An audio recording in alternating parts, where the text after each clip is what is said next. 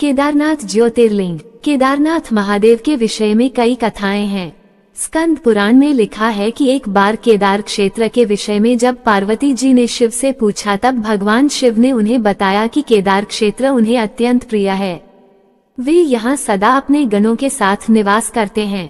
इस क्षेत्र में वे तब से रहते हैं जब उन्होंने सृष्टि की रचना के लिए ब्रह्मा का रूप धारण किया था। स्कंद पुराण में इस स्थान की महिमा का एक वर्णन ये भी मिलता है कि एक बहेलिया था जिस हिरण का मांस खाना अत्यंत प्रिय था। एक बार यह शिकार की तलाश में केदार क्षेत्र में आया। पूरे दिन भटकने के बाद भी उसे शिकार नहीं मिला। संध्या के समय नारद मुनि इस क्षेत्र में आए तो दूर से बहेलिया उन्हें हिरण समझकर उन पर वाण चलाने के लिए तैयार हुआ। जब तक वह वाण चलाता सूर्य पूरी तरह डूब गया। अंधेरा होने पर उसने देखा कि एक सर्प मेढक का निगल रहा है। मृत होने के बाद मेढक शिव रूप में परिवर्तित हो गया। इसी प्रकार बहेलिया ने देखा कि एक हिरण को सिंह मार रहा है। मृत हिरण शिव गणों के साथ शिवलोक जा रहा है। इस अद्भुत दृश्य को देखकर बहेलिया हैरान था। इसी समय नारद मुनि ब्राह्मण वेश में बहेलिया के समक्ष उपस्थित हुए। बहेलिया ने नारद मुनि से इन अद्भुत दृश्यों के विषय में पूछा। नारद मुनि ने उसे समझाया कि यह अत्यंत पवित्र क्षेत्र है। इस स्थान पर मृत होने पर पशु पक्षियों को भी मुक्ति मिल जाती है। इसके बाद बहेलिया को अपने पाप कर्मों का स्मरण हो आया कि किस प्रकार उसने पशु पक्षियों की हत्या की है। बहेलिया ने नारद मुनि से अपनी मुक्ति का उपाय पूछा। नारद मुनि से शिव का ज्ञान प्राप्त करके बहेलिया केदार क्षेत्र में रहकर शिव उपासना में लीन हो गया। मृत्यु पश्चात उसे शिव लोक में स्थान प्राप्त हुआ।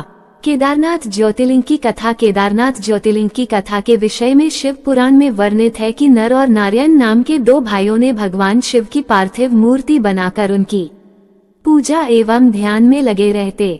इन दोनों भाइयों की भक्तिपूर्ण तपस्या से प्रसन्न होकर भगवान शिव इनके समक्ष प्रकट हुए। भगवान शिव ने इनसे वरदान मांगने के लिए कहा तो जन कल्याण की भावना से इन्होंने शिव से वरदान मांगा कि वह इस क्षेत्र में जन कल्याण हेतु सदा वर्तमान रहें। इनकी प्रार्थना पर भगवान शंकर ज्योतिर्लिंग के रूप में केदार क्षेत्र में प्रकट हुए। केदारनाथ से जुड़ी पांडवों की कथा। शिव पुराण में लिखा है कि महाभारत के युद्ध के पश्चात पांडवों को इस बात का प्रायश्चित हो रहा था कि उनके हाथों उनके अपने भाई बंधुओं की हत्या हुई है। वे इस पाप से मुक्ति पाना चाहते थे। इसका समाधान जब इन्होंने वेद व्यास जी से पूछा तो उन्होंने कहा कि बंधुओं की हत्या का पाप तभी मिट सकता है जब शिव इस पाप से मुक्ति प्रदान करेंगे। शिव पांडवों से अप्रसन्न थे, अतः पांडव जब विश्वनाथ के दर्शन के लिए काशी पहुँचे तब वे वहां शंकर प्रत्यक्ष प्रकट नहीं हुए। शिव को ढूंढते हुए तब पांचों पांडव केदारनाथ पहुंच गए। पांडवों को आया देखकर शिव ने भैंस का रूप धारण कर लिया और भैंस के झुंड में शामिल हो गए। शिव की पहचान करने के लिए भीम एक गुफा के मुख के पास पैर फैलाकर खड़ा हो गया। सभी भैंस उनके पैर के बीच से होकर निकलने लगे, लेकिन भैंस बने शिव ने पैर के बीच से जाना स्वीकार नहीं किया। इससे पांडवों ने शिव को पहचान लिया। इसके बाद शिव वहां भूमि में विलीन होने लगे। तब भैंस बने भगवान शंकर को भीम ने पीठ की तरह से पकड़ लिया।